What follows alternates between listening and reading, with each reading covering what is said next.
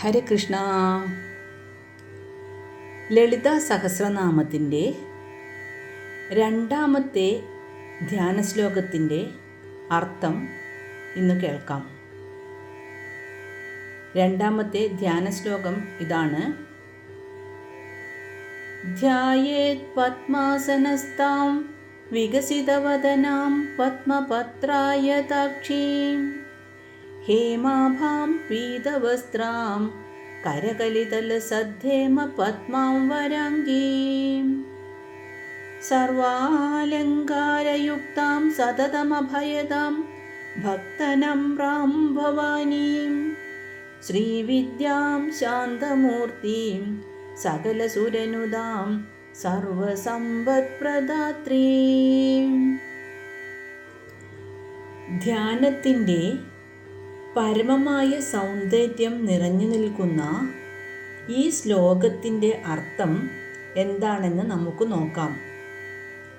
ഈ ശ്ലോകം സാക്ഷാൽ ഭഗവതിയുടെ മനോഹരവും ഐശ്വര്യദായകവുമായ രൂപത്തെ മനസ്സിൽ ധ്യാനിക്കാൻ സഹായിക്കുന്നു.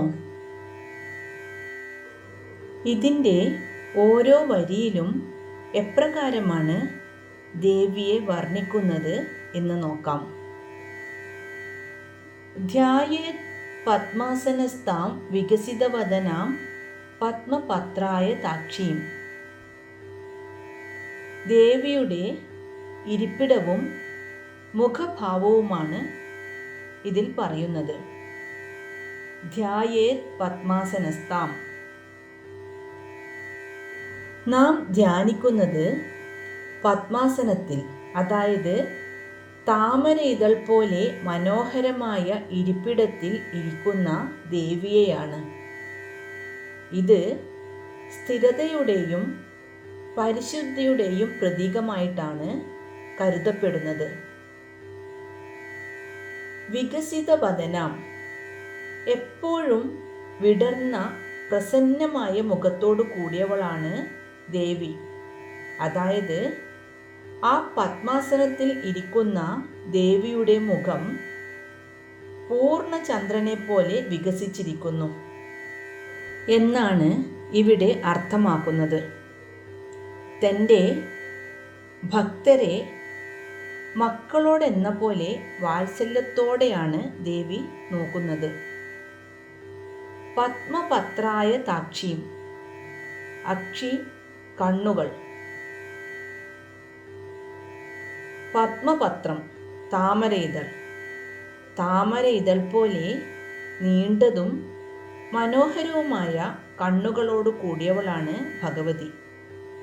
ഈ കണ്ണുകൾ ലോകത്തിലെ സകല ചരാചരങ്ങളെയും ശ്രദ്ധയോടെ വീക്ഷിക്കുന്നു. ഇനി ദേവിയുടെ വർണ്ണത്തെക്കുറിച്ചും കയ്യിലുള്ള ആയുധങ്ങളെക്കുറിച്ചും പറയുന്നു. ഹേമാഭാം പീതവസ്ത്രാം. ഹേമം സ്വർണം, പീതനിറം മഞ്ഞ കളർ. അതായത് ഭഗവതിക്ക് സ്വർണം പോലെ തേജസ്സുള്ള ശോഭയാണുള്ളത്. കൂടാതെ ദേവി മഞ്ഞ നിറത്തിലുള്ള വസ്ത്രം ധരിച്ചിരിക്കുന്നു. ഈ മഞ്ഞ നിറം ഐശ്വര്യത്തെയും ശുഭത്വത്തെയും സൂചിപ്പിക്കുന്നു. കരകലിത ലസത് ഹേമ പദ്മാം വരാംഗീം. ലസത്ത് തിളങ്ങുന്ന, ഹേമപദ്മം സ്വർണ്ണ താമര, വരാംഗി ശ്രേഷ്ഠമായ അങ്കികൾ, ശ്രേഷ്ഠമായ അവയവങ്ങളോടു കൂടിയ ദേവി. അതായത് തൻ്റെ തൃക്കരങ്ങളിൽ തിളക്കമുള്ള സ്വർണ്ണ താമര ദേവി പിടിച്ചിരിക്കുന്നു. താമര അറിവിൻ്റെയും സമ്പത്തിൻ്റെയും ചിഹ്നമാണ്. കൂടാതെ ശ്രേഷ്ഠമായ ശരീര അവയവങ്ങളോട് കൂടിയവളാണ് ദേവി. അതിമനോഹരിയാണ് ദേവി എന്നർത്ഥം. സർവാലങ്കാരയുക്താം സതതമഭയതാം ഭക്തനമ്രാം ഭവാനീം. ഇത് ദേവിയുടെ മഹത്വവും ഭക്തരോടുള്ള ദയയും കാണിക്കുന്നു. സർവാലങ്കാരയുക്താം. ദേവി എല്ലാ വിധത്തിലുള്ള ആഭരണങ്ങളും അണിഞ്ഞിരിക്കുന്നു. ഇത് പ്രപഞ്ചത്തിലെ സമസ്ത ഐശ്വര്യങ്ങളെയും പൂർണ്ണതയെയുമാണ് കാണിക്കുന്നത്. സതതമഭയതാം. ഭഗവതി എല്ലായ്പ്പോഴും തൻ്റെ ഭക്തർക്ക് അഭയവും, അതായത് രക്ഷയും ഭയമില്ലായ്മയും നൽകുന്നു. എപ്പോഴും അഭയദായിനിയാണ് ദേവി എന്നർത്ഥം. ഭക്തനമ്രാം ഭവാനീം. ഭക്തജനങ്ങളാൽ ഭക്തിപൂർവം വണങ്ങപ്പെടുന്ന സാക്ഷാൽ ഭവാനി ദേവി, പാർവതി ദേവിയെയാണ് നാം ധ്യാനിക്കുന്നത്. ശ്രീവിദ്യാം ശാന്തമൂർത്തിം സകലസുരനുതാം സർവസമ്പത്പ്രദാത്രീം. ശ്രീവിദ്യാം ശാന്തമൂർത്തിം. ശ്രീവിദ്യ സ്വരൂപിണിയായിട്ടുള്ള, അതായത് ദേവി പരമമായ ജ്ഞാനമായ ശ്രീവിദ്യയുടെ സ്വരൂപമാണ്.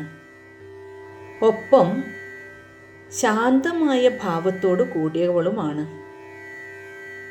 സകല സുരനുതാം. സുരൻ ദേവൻ. എല്ലാ ദേവന്മാരാലും മഹർഷിമാരാലും നിരന്തരം സ്തുതിക്കപ്പെടുന്നവളുമാണ് ഈ ശക്തിസ്വരൂപിണി. സർവസമ്പത്പ്രദാത്രീം.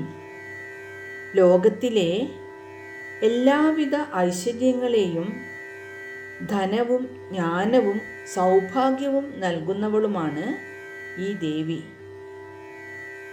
ഇവിടെ സമ്പത്ത് എന്ന് പറയുന്നത് നമ്മുടെ മനസ്സിൻ്റെ ഐശ്വര്യമാണ്. ഇങ്ങനെ സൗന്ദര്യത്തിൻ്റെയും ശക്തിയുടെയും ശാന്തതയുടെയും ഐശ്വര്യത്തിൻ്റെയും മൂർത്തിഭാവമായ ഈ ദേവിയെ നാം ഭക്തിയോടെ ധ്യാനിക്കുന്നു.